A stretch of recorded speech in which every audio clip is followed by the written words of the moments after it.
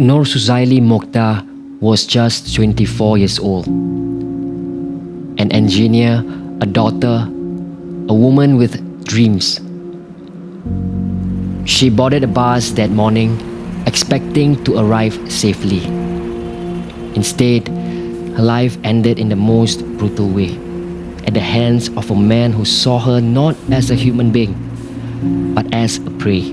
This is the story of Nur Suzaili Mokhtar.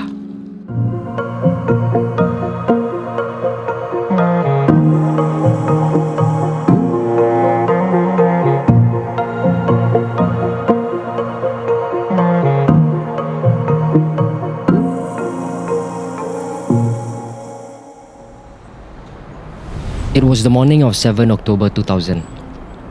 A normal Saturday in Klang, Selangor, for 24 years old Nur Suzaili Mokhtar.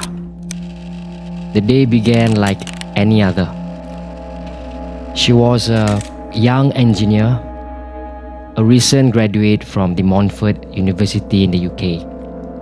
Intelligent, ambitious, and full of potential. Her family and friends described her as quiet, humble, and deeply religious. Nur Suzaili has described this job as a dream of hers. That morning, Suzaili dressed in her usual modest attire, a baju kurung, as she prepared to leave her home in Kampung Baru. She told her family that she was heading to Klang for work matters. It seemed like a safe, ordinary choice. Public buses were cheap, convenient, and widely used. But she would never return home. When Nur Suzaili boarded the bus for work, there were other passengers there as well. However, after the bus departed, the other passengers got off, leaving only Suzaili and the bus driver. The bus driver that morning was Hanafi Mat Hassan, a 34 years old man with a dark and violent past. He was no stranger to the law.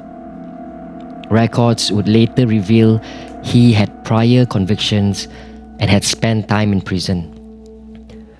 But despite his criminal background, he was hired as a driver. Hanafi drove the bus to a secluded area away from the eyes of the public. Once there, he parked his bus, locked the doors, and unleashed his violence. The bus winds along a quiet road. Inside, Suzaili's nightmare had already begun. For the next hour and a half, she endured unimaginable terror. The violence hidden from the world outside. When her body went limp, Hanafi knew he had to dispose of her remains. He drove the bus again, her lifeless body still inside, and eventually he stopped near a construction site in Klang. There, he dragged her body out and dumped it on the ground. And then he fled. Passerby eventually discovered her body, her torn baju kurung, her bruised and battered frame, told the story of a final struggle.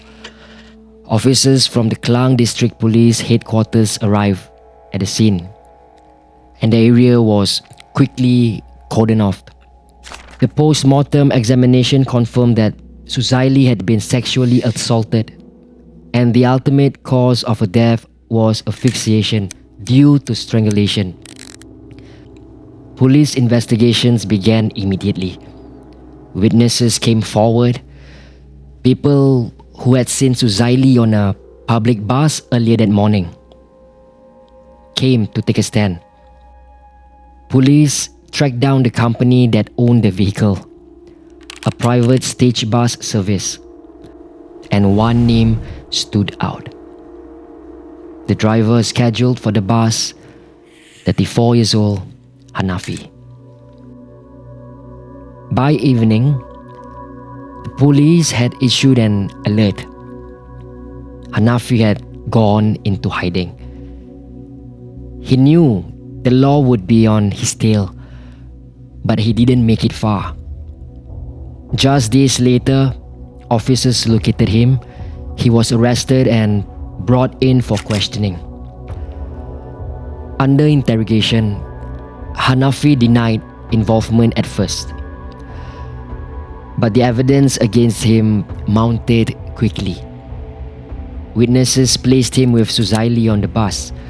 Forensic tests confirmed the presence of a blood and DNA inside the vehicle. And medical reports revealed that she had been raped, sodomized, and strangled. Crimes consistent with the brutality of the attack. The discovery was devastating. She had left home that morning full of hope, heading towards a future that promised her so much. Instead, her parents were left to identify her battered body at the morgue. Her death sent shockwaves throughout Malaysia. Newspaper ran front-page stories, television news carried grim updates. The public was so outraged because this wasn't just another murder. This was an atrocity committed in broad daylight inside a public bus by a man trusted with the safety of passengers. And the biggest question of all, would justice be served?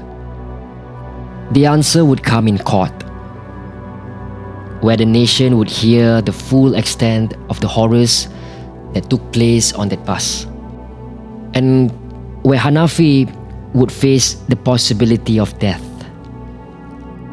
The trial of Hanafi bin Mat Hassan began in the High Court of Shah Alam.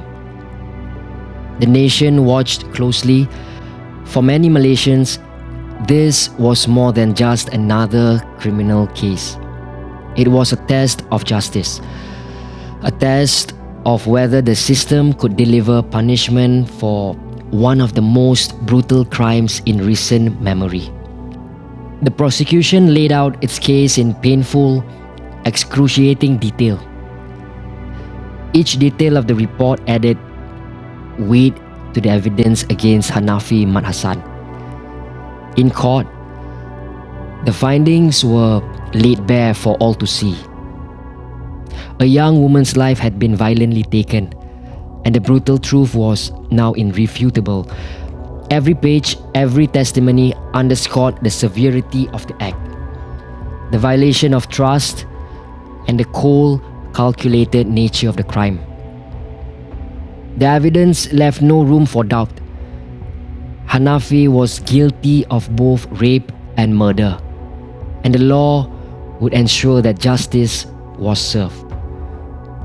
The defense attempted to challenge the case, noting that there were no direct eyewitnesses to the murder itself. After weeks of testimony, cross-examinations, and forensic presentations, the trial reached its climax. The judge delivered the verdict. Hanafi Mat Hassan, found guilty of the rape and murder of 24 years old engineer Nur Suzaili Mokhtar. The sentence, death by hanging. The courtroom sat in silence. For Suzaili's family, the verdict brought some measure of justice, though no sentence could ever bring back their daughter.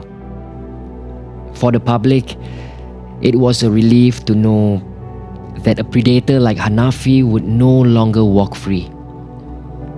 But the horror of the case left scars on the nation's collective memory.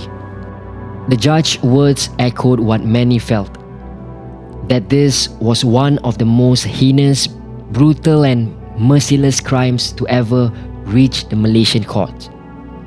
A crime committed in broad daylight against a young woman whose only mistake was trusting a public bus to to take her safely to her destination. But in Malaysia's legal system, a death sentence was not carried out immediately. Appeals were filed, hearings were extended, years passed. Inside the prison walls, he waited as the legal process wound its way through the court. He tried to appeal his conviction, but the federal court upheld the sentence, and at last, the date was set. In 2008, 8 years after the crime, Hanafi was executed by hanging. The man who had once terrorized a young woman inside a public bus now faced his own end, and it was very swift, silent, behind prison walls. No remorse, no apology could ever erase what he had done. For Suzaili's family, justice had been served, at least in the eyes of the law. But the pain never left them. They had lost a daughter, a sister, a young woman with a bright future. Her life ended before it had truly begun. The tragedy sparked urgent discussions about women's safety in Malaysia. Questions were raised. How could a man with criminal past be employed as a bus driver? Why weren't background checks stricter? In the years that followed, the name Nur Suzaili Mokhtar became a symbol, a reminder of the dangers faced by women every day, a rallying cry for better protection, stronger laws, and greater accountability in public transport. Her story was told in classrooms, newspapers, and homes across Malaysia. Parents warned their daughters to be vigilant. Campaigns for women's rights gained momentum, and slowly her memory became more than just a tragedy. It became a lesson. And though her killer was executed, the responsibility falls on all of us to remember her story, to protect the vulnerable, and to ensure that what happened to Suzaili never happens again. Thank you so much for listening to Late Night with Rizal Aiman. Now this is the case of Nur Suzaili Mokhtar.